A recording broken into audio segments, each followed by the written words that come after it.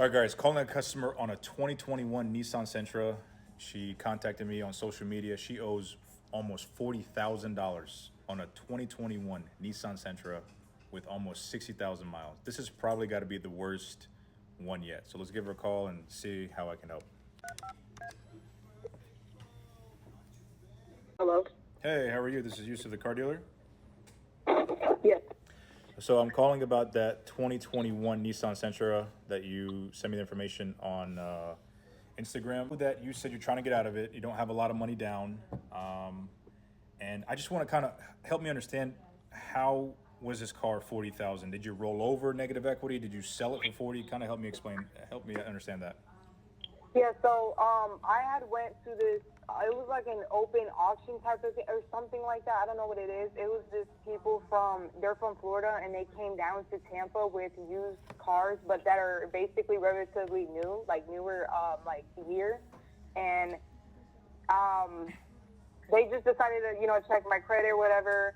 And they decided to see if I got approved for it through my credit. And I guess they took out a loan, or I have no idea what happened. And they just took out a loan from Capital Auto Finance for $40,000. And now when I got the app and everything, and it showed up on my payments and stuff like that, it said that I'm projected to pay off the full $40,000 when the car, it says I have to pay 22 on the actual car. So I guess they added all that extra stuff. So I'm projected to pay it off on 2029. And now I'm stuck paying a car note that's 18%. How much is your car note for the Nissan Sentra? It's $560. Okay, and your insurance is how much? Currently don't have insurance on it right now. Okay. It's just sitting there. And yeah, I'm not using the car. Got you. And your credit is not, is it good? Is it bad? Is it decent? It was at 700, but it did go down to, I think, I'm at 680, around there. Okay, 680. All right. And do you have consistent income? How much do you make a month? 3,000. 3,000. Okay. 3,000 a month, 680. So you have decent credit. You have good income. So, but you didn't trade in a car for this car when you bought it. How long ago did you buy it? No, I did actually. I had a 2003 Mazda, Okay. and I gave it to them, and they took off an extra 3,000 for the Mazda that I gave them. Okay. So I guess my thing is when did you buy it? I'm sorry, I didn't catch that. In November. November. So this was recent. So a 2021 Nissan Sentra with 59,000 miles, right? Yes, about that. Yeah. Right. Would retail last November or last year should have been right around like maybe 16, 17. I'm just trying to figure out how we got to, you said $40,000 was the purchase price? They gave me the loan for 40,000, but the car is worth. I went to my bank to try to refinance the car, and they said that the numbers are still a little too high. They said that car is worth about 18,000 in reality.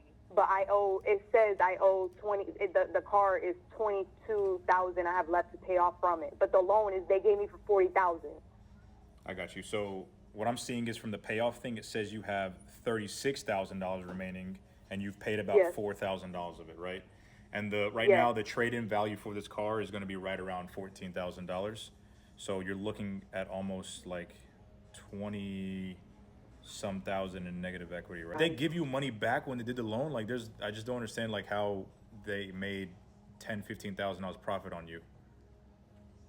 I have no idea. I don't even know what happened. I really don't know. At this point, I think I'm just going to have to just call Capital and tell them to pick up the car. I don't even know. And I'm going to be stuck with that, right? That bill. Right. Unfortunately, I do not. Okay, so here's the thing, right? With no money down, with a 680 credit score, I will tell you Capital One is one of the better banks where they try to work out financial distress or any sort of financial issues you may have. So you can call them and maybe get like 2 months, maybe 4 months, maybe 6 months of deferred payments or payments cut in half until you get back on your feet.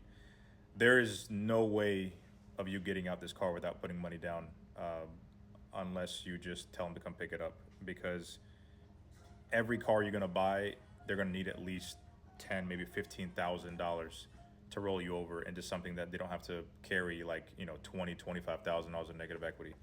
So I'm not going to lie, this is probably the craziest deal I've seen, where a car that's worth, 16, 17,000 was able to be sold and financed for $40,000. That's insane. The way out of this, yes, would be to return the car. Your credit will get hit. They will sell it at auction for like maybe 14, 15 grand. You'll owe the rest. You can make a payment plan with them. In the meantime, you can just buy a cash car and thug it out until, you know, your credit gets better, or you settle that account with them. I mean, how horrible is this in the long run for me? I understand the situation is, yeah, it is crazy, but I don't even know. I'm so young. Like, I don't even know what the fuck happened. Like, How old are you? I'm 21. Okay. So, and this is considered my first, like, you know, actual, like, I thought I was doing, everything was going good, and I thought I could do something better for myself, and I don't know what they did, but they fucked me over, and now I'm stuck, and I'm like, I don't know.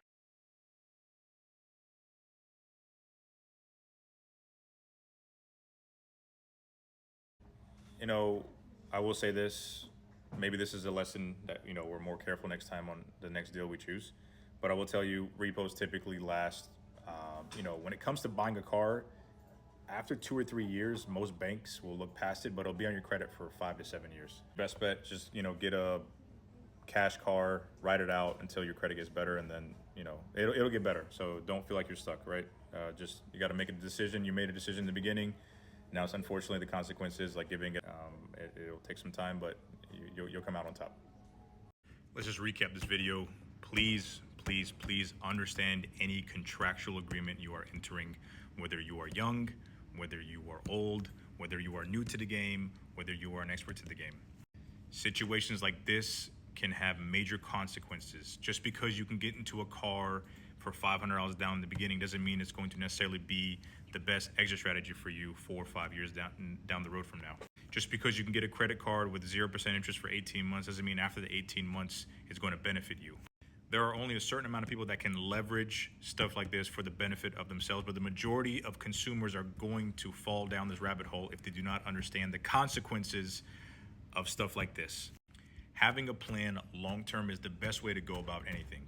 And trust me, we've all been in a situation where we are upside down financially in some way, shape, or form. I have been multiple times. I've had bad credit. I've almost went bankrupt, so I understand.